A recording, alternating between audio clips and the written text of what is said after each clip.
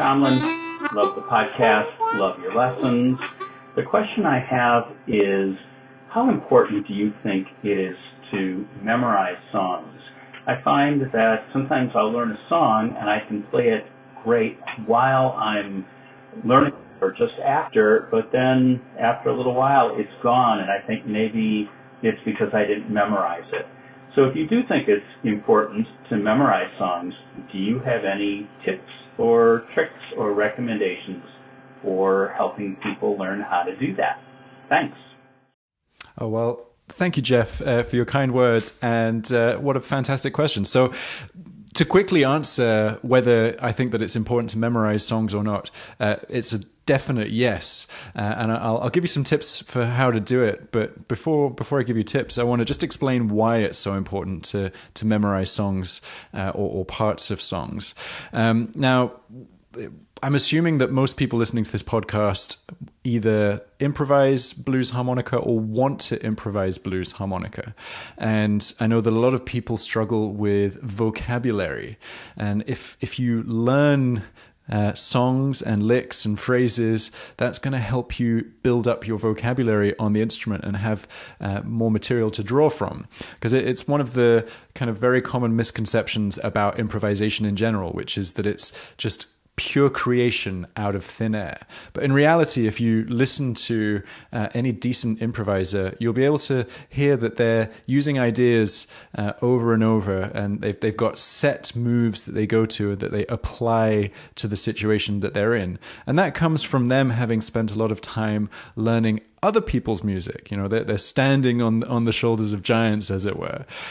So learning music fully and memorizing it is of tremendous value. And I would say that you haven't actually learned a piece of music until you've memorized it. So that's the final step in learning a piece of music. So tips for how to memorize. There are a couple of things I want you to think about. So firstly, think about how memorizing something works.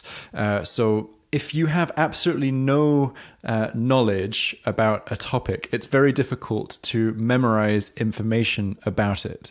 But if you have some knowledge, you can use that knowledge to create recall paths. So what am I getting at here? Well, when you learn a piece of music, what you need to do, instead of thinking of it as just a string of notes that have no relationship to each other and no meaning, you need to start thinking about how they relate to each other and what other bits of knowledge you can use to kind of create recall paths. So for example, let's imagine we're learning a lick that sounds like this.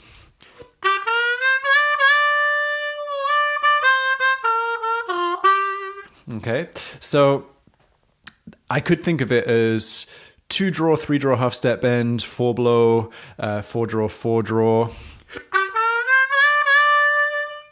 and then 4 draw, twice, 4 blow, 3 draw, and then 2 draw, whole step bend. And that's so much information to try and remember. But if I start thinking about what it relates to, and I think, okay, well, that's a bit of the blues scale, and I can visualize the blues scale while I'm playing that, and I know that that's the root note I'm starting on.